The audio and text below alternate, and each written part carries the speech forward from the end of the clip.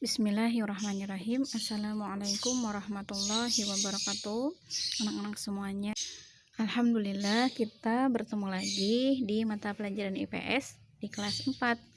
Pada pembelajaran hari ini kita akan belajar tentang pemanfaatan sumber daya alam yang ada di lingkungan sekitar kita.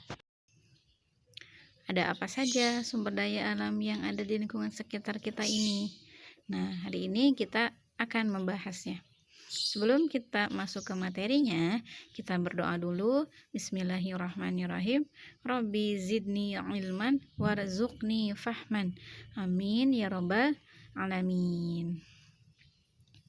Anak-anak semuanya, pada pembelajaran sebelumnya kita sudah membahas mengenai dua jenis sumber daya alam, yaitu sumber daya alam yang bisa diperbaharui dan sumber daya alam yang tidak bisa diperbaharui. Yang bisa diperbaharui, masih ingat ada apa saja? Sumber daya alam yang bisa diperbaharui yaitu contohnya ada air, tanah, ada udara, hewan, tumbuhan yang dimanfaatkan untuk kehidupan manusia. Itu adalah sumber daya alam yang bisa diperbaharui. Sedangkan untuk sumber daya alam yang tidak bisa diperbaharui, ada apa saja? Yaitu yang pertama ada yang termasuk barang-barang tambang. Jadi semua barang tambang itu termasuk sumber daya alam yang tidak bisa diperbaharui. Contohnya ada batu bara, ada timah, ada bauksit, ada minyak bumi, dan juga ada nikel. Dan barang-barang tambang tersebut digunakan untuk keperluan atau kebutuhan kita manusia. Maka kita sangat membutuhkan sumber daya alam yang dua ini. Apakah yang bisa diperbaharui atau yang tidak bisa diperbaharui. Nah, anak-anak semuanya, sebelum kita mulai lagi ke materi yang baru untuk melanjutkan, kita baca dulu yuk satu kisah sejarah tentang Patih Gajah Mada. Cerita ini, kisah ini ada pada buku tematik di halaman 85. Kalian bisa membukanya. Silahkan dibuka halaman 85-nya. Disimak ya ceritanya, Ibu akan bacakan. Cita-cita besar Patih Gajah Mada. Gajah Mada diperkirakan lahir pada awal abad ke-14 di lembah Sungai Brantas di antara Gunung Kawi dan Gunung Arjuna. Ia berasal dari kalangan rakyat biasa, bukan dari kalangan keluarga kaya ataupun bangsawan.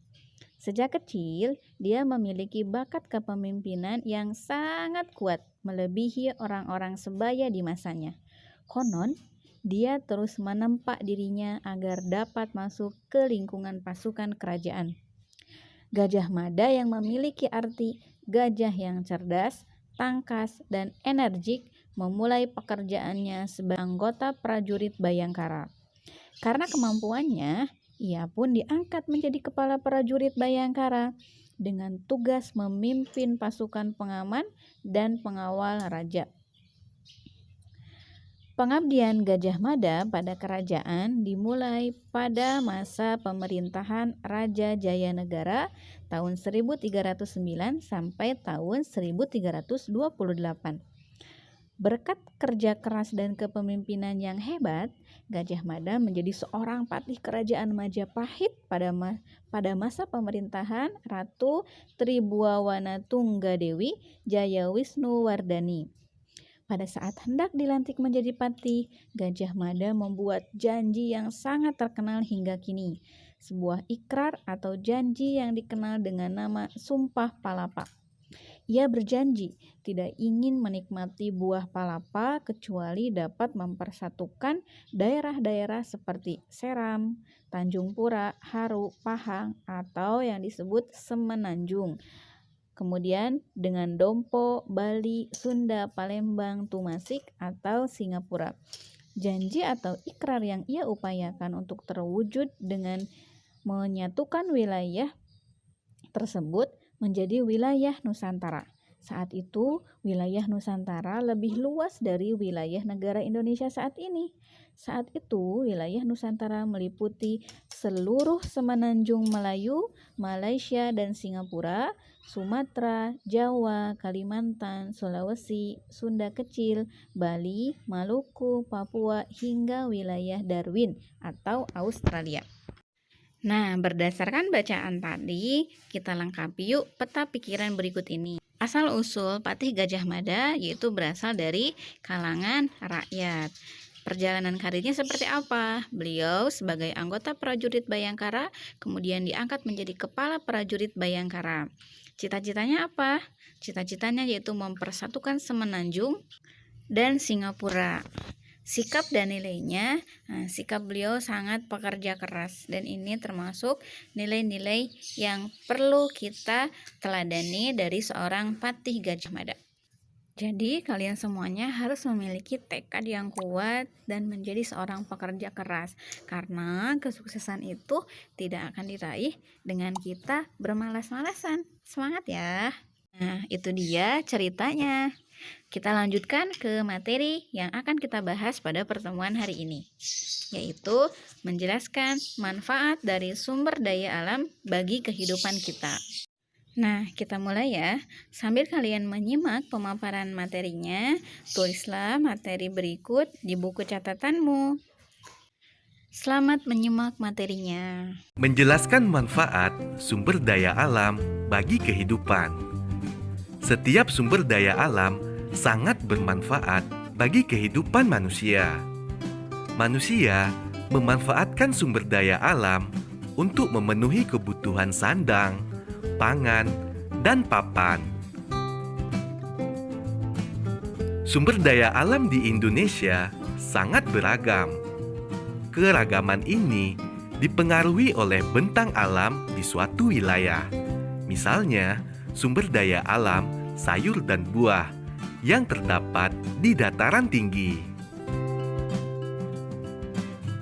Ayo perhatikan contoh sumber daya alam dan manfaatnya berikut. Yang pertama, sumber daya alam yang dapat diperbarui. Contohnya sumber daya alam sayur dan buah. Manfaatnya sebagai bahan pangan sehari-hari, sebagai komoditi yang memiliki nilai ekonomi.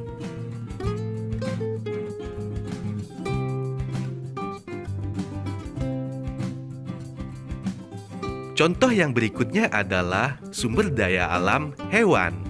Manfaatnya diambil daging atau susunya. Tenaganya untuk membajak sawah. Berikutnya, kotorannya dijadikan bahan pupuk. Contoh yang berikutnya adalah sumber daya alam tanah liat. Manfaatnya, tanah yang memiliki nilai ekonomi. Manfaat yang lain sebagai bahan baku kerajinan seperti tembikar atau genting. Yang kedua, sumber daya alam yang tidak dapat diperbarui. Contohnya, sumber daya alam batu bara. Manfaatnya adalah sebagai bahan bakar untuk alat transportasi, sebagai bahan baku industri baja, dan sebagai sumber energi pembangkit listrik. Selanjutnya adalah sumber daya alam minyak bumi. Manfaatnya sebagai bahan bakar untuk mesin kendaraan. Kemudian, sebagai bahan baku yang dapat diolah menjadi gas seperti LPG. Selanjutnya, sebagai penghasil serat untuk bahan baku tekstil, yaitu nilon. Alhamdulillah, itu dia manfaat dari sumber daya alam, baik yang bisa diperbaharui ataupun yang tidak bisa diperbaharui. Kita patut bersyukur atas manfaat dari sumber daya alam tersebut. Maka dari itu, kewajiban kita semuanya untuk menjaga sumber daya alam tersebut. Alhamdulillahirabbil alamin. Sampai sini dulu materinya. Kita ketemu lagi pekan depan. Terima kasih atas perhatiannya. Silahkan catat materinya ya. Selamat mengerjakan tugas. Ibu tutup. Wassalamualaikum warahmatullahi wabarakatuh. Sampai ketemu pekan depan dengan pembahasan materi yang lain. Terima kasih semuanya.